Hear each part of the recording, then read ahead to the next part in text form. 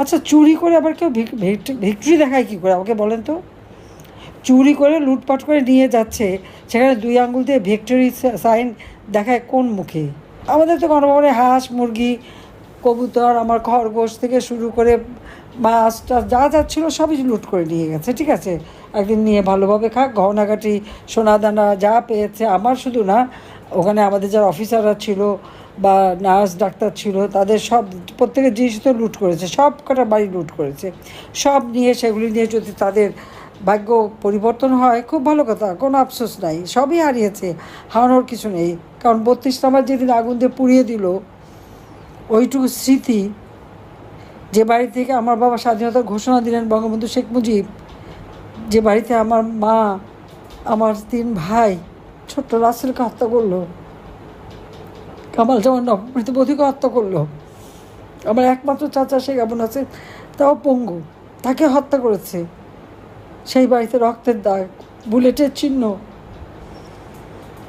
আমরা 2 বোন সেটা ভোগ করিনি, ট্রাস্ট ফান্ড করে দান করে দিয়েছিলাম জনগণকে।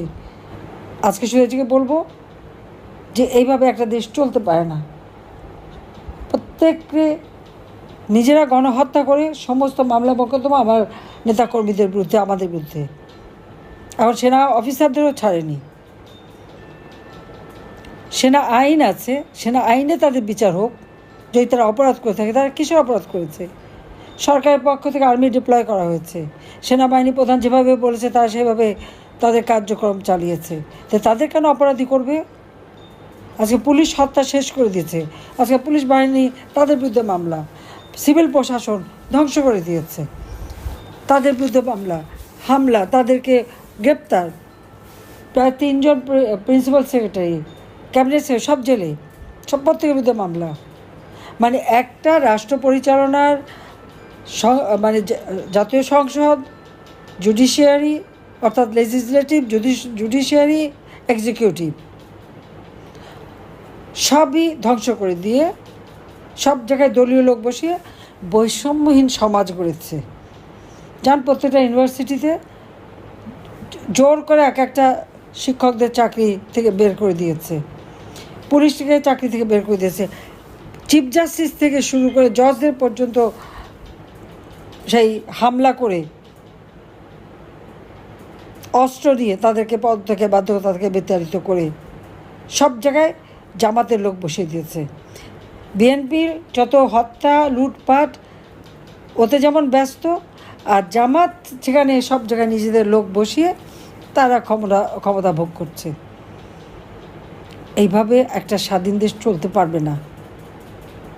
ইউনূসের মতো একটা জঘন্য লোক আজকে আমাদের স্বাধীনতার সার্বভৌমত্ব রক্ষাকারী সশস্ত্র বাহিনী তাদেরকে আসামি করে, তাদের বিরুদ্ধে ওয়ারেন্ট ইস্যু করে। এই দুঃসাহসটা পায় কোত্থেকে? এটা তো সেনাবাহিনী প্রধানের দায়িত্ব, তার সমস্ত অফিসারদের সম্মান রক্ষা করা। সেখানেও পারে না এই সমস্ত সম্মান রক্ষা করতে। আমি তো বহু আগে তাকে সতর্ক করেছিলাম যে কোর্টে আমার স্বাধীনতা বিরোধীদের আমি বিচার করেছি, সেই কোর্টে আমার স্বাধীনতার সার্বভৌমত্ব রক্ষাকারীদের বিচার হতে পারে না। আর এই আইসিটি যেভাবে আজকে সংশোধন যে জায়গায় নিয়ে এসছে, এটা সম্পূর্ণ অবৈধ, বেআইনি, এবং এটা একদিন প্রমাণ হবে, এবং এদেরও বিচার হবে। আজকে যে অফিসারদের বিরুদ্ধে ওয়ারেন্ট ইস্যু করে, আর এরা বলে আইনের শাসন। কার আইনের শাসন? যারা অবৈধভাবে ক্ষমতা দখল করে তাদের আবার আইনের শাসন কিসের? কারণ তারা নিজেরাই তো অবৈধ। সেটা সেনাপ্রধান জানে না, বা বড় অফিসাররা যারা ওখানে উপরে আছে তারা জানে না, ইউনূসের চেনে নাই। ইউনূসের কাজই হচ্ছে যে যার কাছ থেকে সে সুবিধা ভোগ করবে তাকে আগে খাবে। তার মতো স্বার্থপর, লোভী, হিংসুটে লোক আর পৃথিবীতে একটাও নাই। এটা হলো বাস্তবতা। কাজে এর হাত থেকে দেশকে রক্ষা করতে হবে। আমি আপনাদের সবাইকে এটাই বলবো যে আপনারা সমস্ত ভেদাভেদ বলে এক হন। কারণ একমাত্র আওয়ামী লীগ আছে, যে আওয়ামী লীগ বাংলাদেশের মানুষের ভাগ্য পরিবর্তন করতে পারে। আওয়ামী লীগ ক্ষমতা থাকলে এদেশের কৃষক, শ্রমিক, কামার, কুমার, জেলে, তাঁতি থেকে শুরু করে ছাত্র, শিক্ষক, এমনকি পেশাজীবী, এমনকি প্রশাসন, সশস্ত্র বাহিনী, বর্ডার গার্ড, আনসার দিবে। প্রত্যেকে তার কর্মস্থলে সুন্দর একটা পরিবেশ পায় এবং প্রতিটি মানুষ তার জীবনটাকে অর্থবহ করতে পারে। 15 বছরে 7 মাস ক্ষমতায় ছিলাম, বাংলাদেশকে উন্নয়নশীল দেশে মর্যাদায় উন্নীত করেছিলাম। শান্তিরক্ষা মিশনে বাংলাদেশ 1 নাম্বার, গার্মেন্টস এক্সপোর্টে বাংলাদেশ 2য় স্থান অধিকার করেছিল। বিদেশি বিনিয়োগ আসতো, আজকে সব শেষ হয়ে গেছে, ধ্বংস। আর 3 নম্বরে নেমে গেছি। আর যেভাবে গোপালগঞ্জে গণহত্যা চালালো, সেই সেনাবাহিনী দ্বারা সেখানে হত্যা করা হলো আমার গোপালগঞ্জের মানুষকে নির্বিচারে গুলি করে। তার উপর এখন আবার মামলার আসামি, একদিকে হত্যাকারী, একদিকে মামলার আসামি। শান্তিরক্ষা মিশনের স্বপ্ন 12টা বাজিয়ে দিয়েছে ইউনূস। তার কিছু আসে যায় না, কারণ তার কি, বিদেশে অঢেল টাকা, 6,000 টাকা বেতনের এক কর্মচারী বিলিয়ন ডলারের মালিক। আর কত অর্থ যে পাচার করা হয়েছে, তার মেয়ের নামে টাকা যাচ্ছে, বিভিন্নভাবে টাকা যাচ্ছে, সমানে পাচার করে যাচ্ছে, দেশটাকে একেবারে খোকলা করে দিয়েছে।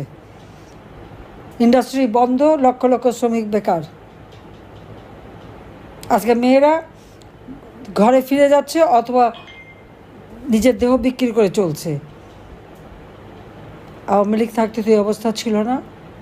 আওয়ামী লীগ মানুষের জীবনে নিরাপত্তা দিয়েছে, শান্তি দিয়েছে, সাংবিধানিকভাবে দেশে গণতন্ত্র প্রতিষ্ঠা করেছে এবং গণতান্ত্রিক ধারা অব্যাহত রেখেছে। বাংলাদেশের ইতিহাসে এই 15 বছর 7 মাস একটা অব্যাহত গণতান্ত্রিক ধারার বলেই বাংলাদেশ উন্নয়নশীল দেশের মর্যাদা পেয়েছে। আওয়ামী লীগ জীবনে কখনো অবৈধভাবে ক্ষমতা দখল করে নাই। যতবার ক্ষমতা এসেছে জনগণের ভোটে নির্বাচিত হয়ে জনগণের ম্যান্ডেট নিয়ে এসেছে। আর সেই আওয়ামী লীগকে নিষিদ্ধ করে দেয় একটা অবৈধ ক্ষমতাধারী। আওয়ামী লীগের সকল নেতা কর্মীকে আজকে জেগে উঠতে হবে, যার যা কিছু আছে তাই নিয়ে প্রতিবাদ করতে হবে, রুখে দাঁড়াতে হবে। জনগণ আমাদের সাথে আছে, আর জনগণের শক্তিতে আমরা বিশ্বাস করি। আমাদের শক্তি বন্দুকের নল না, আমাদের শক্তি বাংলাদেশের জনগণ। তো কাজে সেই জনগণের পাশে যান। আপনাদের যা যা এলাকায় যা যা উন্নতি করেছে সেটা মানুষের কাছে তুলে ধরেন, ঘরে ঘরে তুলে ধরেন, লিফলেট করে করে ঘরে ঘরে পৌঁছান। আর প্রত্যেকে এই জনগণকে সাথে নিয়েই আমাদের প্রতিরোধ গড়ে তুলে এদের হাত থেকে দেশকে রক্ষা করতে হবে। আমি এত আছি আপনাদের পাশে। হ্যাঁ, আমি জানতাম না আমি কোথায় যাচ্ছি। যেভাবে হোক মৃত্যুর হাত থেকে আমাকে বাঁচিয়ে আনা হয়েছিল। আল্লাহ রাব্বুল আলামিন তো প্রত্যেকবারই ওভাবে বাঁচায়। সে 21 আগস্ট 13টা গ্রেনেড যখন ছুড়ল, আমি তো বেঁচে গেলাম। সরাসরি গুলি চট্টগ্রামে, সেখান থেকে বেঁচে গেছি। 76 কেজি ওজন পুঁতে রেখেছিল, সেখান থেকেও বেঁচে গেছি। খোদা বারবার বাঁচায়, নিশ্চয়ই একটা কাজ আছে। এই বাংলাদেশের মানুষের শান্তি, নিরাপত্তা, গণতান্ত্রিক অধিকার আবার আমরা ফিরিয়ে আনবো। তরুণ সমাজের জন্য শিক্ষা এবং কর্মসূচি আবার আমরা দেব। যে সমস্ত ছেলেমেয়েদের পড়াশোনা করতে দিচ্ছে না, সেই সমস্ত ছেলেমেয়েরা আবার পড়াশোনা করতে পারবে, সে ব্যবস্থা আমরা করে দেবো। সার্টিফিকেট বাতিল করছে, বিদ্যা তো আর নিতে পারেনি, আবার সার্টিফিকেট তারা পাবে। আর যা যা এভাবে ওদের বিভ্রান্ত হয়ে গিয়েছিল, অবশ্যই তারা আবার ফিরে এসে তাদের ভুলটা বুঝতে পারুক এবং এদের বিরুদ্ধে রুখে দাঁড়াক।